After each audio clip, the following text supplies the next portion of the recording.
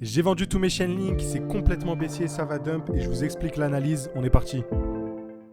Bon, comme d'habitude, nous voilà sur notre pattern favori, création d'une résistance, une touche, deux touches, trois touches, voire même 4, 5 touches au même niveau, une bougie qui vient liquider le tout, hop, une cassure du dernier lot, donc inversion de la structure du momentum haussier. Après cette cassure, bien sûr, derrière, on a notre entrée à ce niveau-là. Techniquement, j'aurais pu rentrer là, mais là, je vais rentrer ici. Et pour le stop loss, au lieu de le placer ici, je peux l'optimiser parce qu'on a un autre high protégé juste là, donc je peux genre le mettre à peu près ici pour optimiser le RR. Au niveau des TP, bien évidemment, pourquoi pas la tiers, mais pour moi, j'ai l'entrée de cette G-Mand, j'ai ce lot-là et celui-là. Et on va voir si ça réagit bien dans le dump. Vous avez vu, je suis aussi dans une zone rouge. Je vais vous expliquer la zone rouge juste après, mais on va juste voir du coup l'analyse. J'ai vendu mes links. Bien sûr, je ne les ai pas tous vendus. Voilà, c'était au début de la vidéo. Toujours la gestion du risque. Jamais, quand je fais des optimisations comme ça, quand ça m'arrive, je ne fais jamais tout vendre d'un coup. Ça peut m'arriver, mais souvent, si je veux rester exposé, je fais attention. Voilà, je peux me permettre de tout vendre, ok, pour le coup. Ça dépend des trades. Mais il faut toujours avoir le bon niveau d'invalidation. Je sais que si j'ai vendu tous mes links, je les rachète ici si ça invalide mon niveau de distrib. Mais bon, si j'ai bien raison, cette distribution dans cette zone-là va causer un gros retracement. Et donc, c'est ce qu'on va essayer d'observer juste maintenant. Et voilà, donc le prix qui continue à dump, à dump, à dump. Vous le voyez comment on a distribué et on n'a pas eu besoin d'attendre la news géopolitique ou je ne sais quoi avant que ça arrive. Ah, je sais plus c'était quand. C'était le 12 ou 13 juin du coup. Mais voilà, en gros, l'accélération du dump, la Smart Money il avait déjà distribué son bac de Link et la structure était baissière sur Link. Ouais, l'événement, il était juste là. Donc, j'aurais pas pu l'anticiper, mais au moins, j'avais bien tous les TP bien placés. Après, vous l'avez compris, ça c'était en mode replay. Mais encore une fois, pour les plus sceptiques, l'analyse était partagée dans le Discord. Si jamais ça vous intéresse d'apprendre la stratégie et d'accéder à nos analyses, vous avez les informations dans la description. Je vous invite vraiment à maîtriser les Smart Money Concepts. Ça va vous aider. Si vous n'avez pas regardé la vidéo d'hier où je parle du pétrole et je vous ai montré comment sur le pétrole on a anticipé un pump et qu'on pouvait devancer des news majeures, n'hésitez pas, ça va prendre tout son sens. Et voilà, sur le link, ce qui est d'autant plus intéressant, et là je vais vous partager une partie de la stratégie aujourd'hui, je vais vous expliquer un des chapitres de la stratégie, donc un des chapitres du e-book. Quand tu repères ta zone de résistance ou de support, donc là en l'occurrence c'est zone de résistance et la supply, c'est le bloc aussi à l'origine du dump, vous le voyez juste ici, on l'a repéré, je vous le rappelle, en 8 heures. On utilise la règle des 30, la règle des 30 elle est assez simple, elle stipule, tu prends ton unité de temps où tu repères ta zone, donc 8, et tu divises par 30. Bon, 8 divisé par 30, ça va me donner 0, quelque chose. Donc, je vais juste multiplier par 60 pour avoir en minutes. Et là, directement, ça fait 8 fois 60, 450. Et enfin, pas 450. 8 fois 6, 48, du coup 480, wow. Et tu divises par 30, ça donne une unité de temps entre 15 et 30 minutes. Je suis allé en 15 minutes. Et donc, dans ma zone de résistance, si en plus de ça j'ai une distribution, c'est fort probable qu'on ait un gros retracement par rapport à ce qu'on voit sur la grosse unité de temps. Et en fait, donc, c'est là où c'est important de corroborer les deux, c'est que on revient dans une zone, il y a ma règle des 30 qui est respectée et on est dans cette structure que je vous rappelle qui est baissière, quoi. Donc là, on a eu la distribution juste avant le dump. Dans ce cas-là, on sait qu'il y a quand même de fortes chances que le dump soit assez violent. Bref, dans tous les cas, sur le link, on le savait, on avait une overextension. Même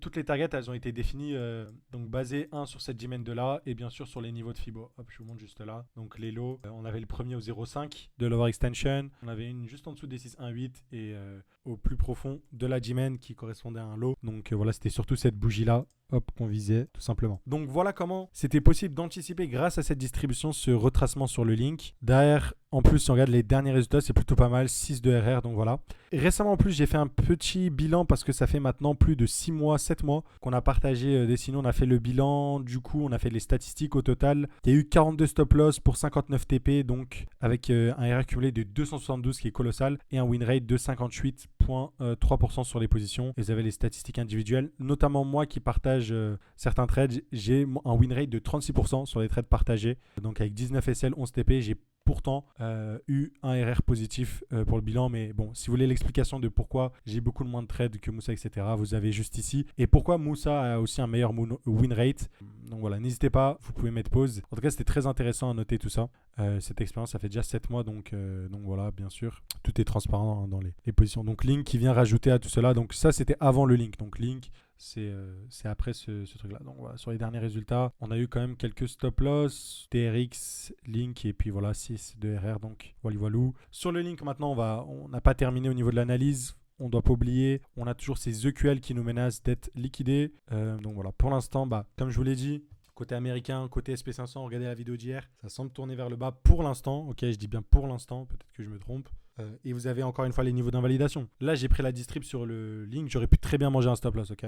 Mais ce qui est clair, net, précis, c'est que je sais à quel moment mon analyse et mon biais est invalidé. Aussi clair. Donc pour l'instant, on semble tourner vers le bas et la prochaine direction semblerait être les potentiel 10 $. Néanmoins, je n'exclus pas la possibilité que dans cette zone-là, on est en train de réaccumuler pour repartir. Ok, c'est possible. Et pour l'instant, c'est vraiment pas ce qu'on voit sur le graphique. Donc la prochaine target sur ce biais, sur cette zone baissière, je pense que c'est ici. Et là, je vais vous donner le tips ultra simple. Mettez une alerte ici sur les 15. Là, vous avez mon truc bleu. Donc ce niveau-là, 15,68. Vous mettez une alerte ici. Si jamais on le casse, ce high là qui est protégé de cette distrib, s'il se casse, on va most likely faire des plus hauts. Si jamais on continue ce momentum là, on ne le casse pas, vous pouvez partir du constat que la prochaine target de cette structure, c'est d'aller chercher des plus bas. Ok, enfin des plus bas, d'aller chercher ces EQL sur notre ami Link. Ok, donc voilà, c'est aussi simple que ça pour le Chainlink. C'est vraiment sur une structure assez intéressante. Je vais juste remonter sur l'unité de temps parce que voilà, quand on voit ça, j'ai l'impression, peut-être que je suis fou, j'ai l'impression de voir des espèces de bull run où tu as le premier top, deuxième top, et là on va venir chercher les EQL.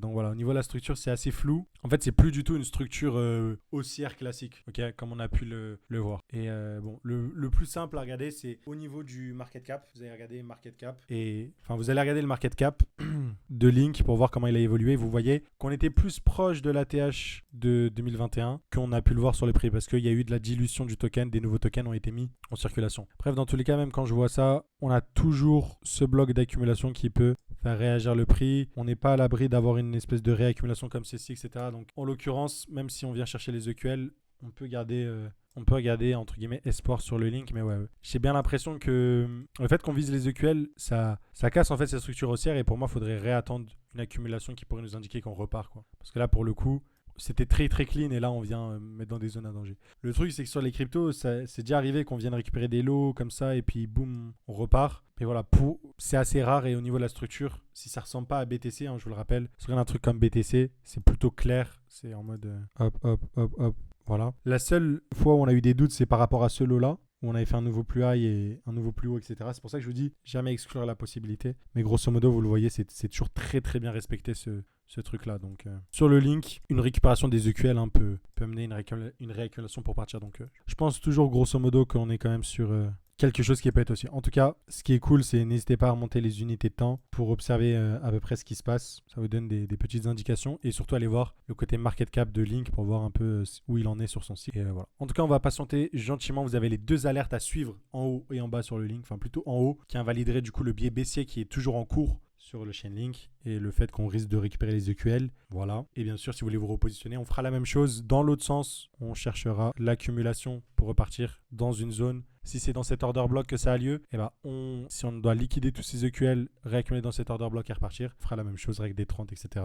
Donc voilà. Mais bon, si vous voulez apprendre à faire ça vous-même, n'oubliez pas, vous pouvez apprendre la stratégie pendant 12 mois à nos côtés avec notre accompagnement que vous avez dans la description. Allez, à très très vite. Ciao, ciao.